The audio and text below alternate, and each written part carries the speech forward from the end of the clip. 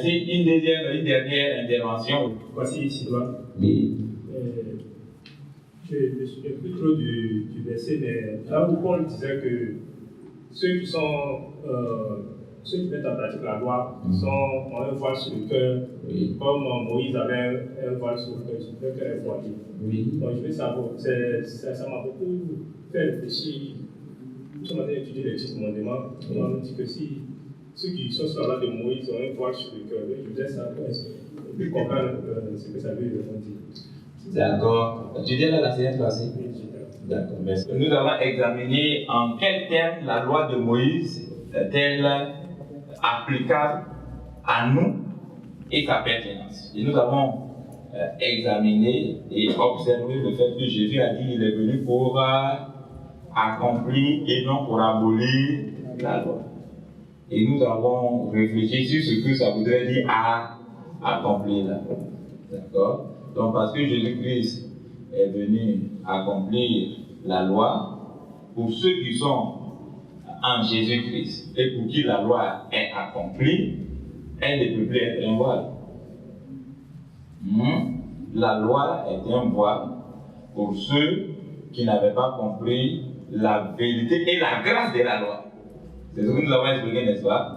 La Bible dit que la loi est venue par Moïse. La loi n'était pas mauvaise. D'accord? Mais sa compréhension et son application posaient problème. Donc Jésus-Christ est venu apporter la vérité par rapport à la loi de Moïse. Et puis il est venu donner la grâce pour que nous puissions l'appliquer dans l'esprit dans lequel Dieu l'a créé. Dans ce contexte, la loi ne peut plus avoir un voile. Et c'est ce que nous sommes en train d'étudier. Alléluia. Je vous remercie pour votre contribution. Ce que nous souhaitons, je voudrais le dire, à l'évangile du royaume, c'est de créer une nouvelle mentalité de chrétiens qui apprécie la parole de Dieu autrement. Qui l'apprécie comme le Seigneur avait l'intention que nous le fassions. De quoi il s'agit? Il a dit, toute écriture est inspirée de Dieu. Utile pour faire quoi? Utile pour je voudrais que ça revienne automatiquement. Utile pour et lorsque on a enseigné, ça veut dire qu'on a reçu des informations et des bonnes informations. Deuxièmement, qu'est-ce que les informations produisent? Pour convaincre. Les enseignements que nous recevons doivent nous amener à une conviction, pour nous amener à une prise de position. Comme les gens disent actuellement, tous les portables sont comme ça, option, ok ou bien rejeté. D'accord? Quand vous recevez l'information, tu veux ou bien tu ne veux pas. Si tu n'es pas convaincu, tu dis je ne suis pas convaincu. Si tu es convaincu, tu cliques, je suis convaincu, tu valides. Et quand tu valides, qu'est-ce que la parole de Dieu fait ensuite? Corriger. Corriger, ça veut dire rectifier. D'accord? Enlever ce qui n'est pas bon. Et quand vous êtes corrigé, qu'est-ce que Dieu fait? Il vous instruit dans la justice. Corriger, c'est enlever ce qui n'est pas bon. Instruire dans la justice, c'est remplacer ce qui n'est pas bon par ce qui est bon. D'accord? Donc, si vous avez maintenant ce qui est bon, la Bible dit, vous devenez des hommes accomplis et propres à quoi? À toute bonne œuvre, pas à certaines bonnes œuvres. Ce que nous avons compris en tant que chrétiens, c'est que les bonnes œuvres, c'est ce qui se pratiquait à l'église. C'est pour cela que on est triste de voir dans certaines églises des cerveaux, des ingénieurs, des docteurs, des avocats, des enseignants, des hommes de métier très compétents, très qualifiés, des gens qui ont beaucoup de capacités. Pendant 20 ans, ils sont utilisés dans une église juste pour prendre la Sainte Seine, pour diriger le culte, pour distribuer, pour prendre les offrandes, et puis pour diriger les petits groupes. Des hommes qui sont pétris de compétences. Parce qu'on ne voit pas quels sont les champs d'application de leurs compétences. Donc ces personnes qui ont déjà fait 10 ans, 15 ans dans l'église, à force de faire la même routine, commencent à murmurer, il y a des divisions, il y a des palades dans l'église parce que ces personnes ne sont pas suffisamment occupées. Elles ne sont pas suffisamment occupées parce qu'on n'a pas l'esprit que Dieu veut occuper tous les secteurs. Que nous soyons propres et utiles à toute bonne œuvre. lorsque vous commencez à utiliser vos administrateurs, vos agronomes, vos chimistes, lorsque vous les appliquez à toute bonne œuvre, ils vont commencer à comprendre qu'en tant que responsable dans l'église appelée à l'agriculture, ils vont faire comme notre soeur qui est ici. On leur a dit, réfléchissez à une politique générale pour l'agriculture pour la Côte d'Ivoire. Ça devient une bonne œuvre. La soeur dit qu'elle fait de l'école. Moi, je vais lui dire, écoute, créer une école appartenant à un chrétien n'est pas une école chrétienne. L'école qui appartient à un chrétien n'est pas forcément une école chrétienne. Elle devient une école chrétienne lorsqu'elle est pensée en chrétien. Combien de fondateurs pensent leur école en chrétien? Ils n'en voient même pas la nécessité. Or, pourtant, c'est une bonne œuvre. Ne pas seulement créer une école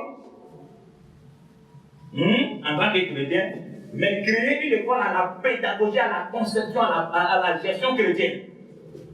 C'est un gros travail. Mais combien de pasteurs comprendront que demander à un de leurs chrétiens de faire ça, c'est une bonne œuvre du Seigneur?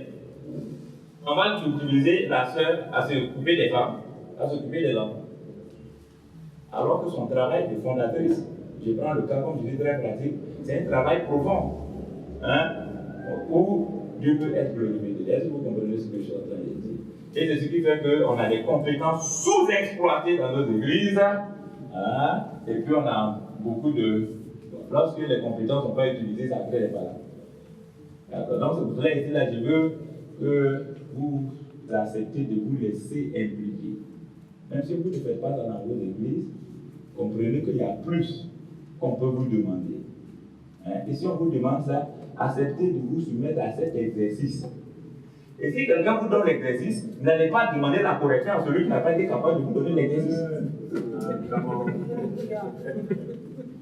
C'est celui qui donne l'exercice qui peut corriger. Ou bien, est-ce qu'il veut donner l'exercice parce qu'il a compris que ça existe, il a posé le problème, il peut aider à corriger. Donc je vois beaucoup de personnes, on leur pose un problème, et puis soit ils veulent corriger eux seuls l'exercice qu'ils n'ont pas, eux-mêmes, ils ne se sont pas donné, ou bien ils veulent donner à d'autres personnes. J'insiste là-dessus, Dieu a envoyé un ange à qui pour aller parler à Corneille. L'ange s'est adressé à qui? Quelle est la personne que l'ange a recommandé à Corneille? Quelqu'un dit ça plus fort? Pierre. L'apôtre Pierre a été recommandé par l'ange pour lui annoncer quoi? C'est une question très sérieuse. Pour lui annoncer quoi? L'évangile. À ce moment-là, le souverain sacrificateur s'appelait comment? Les chefs religieux s'appelaient comment? D'accord? L'ange voulait que Corneille entende l'évangile, donc il n'a pas envoyé Corneille chez Gamaliel, qui était un docteur de loi bien reconnu et apprécié. Il n'a pas envoyé chez Caïphe. Il n'a pas envoyé chez Nicodème. Il l'a envoyé chez qui? Pierre. Chez Pierre. Parce que Pierre avait le message de l'évangile. Ça va, qui vous adressez en fait, c'est long.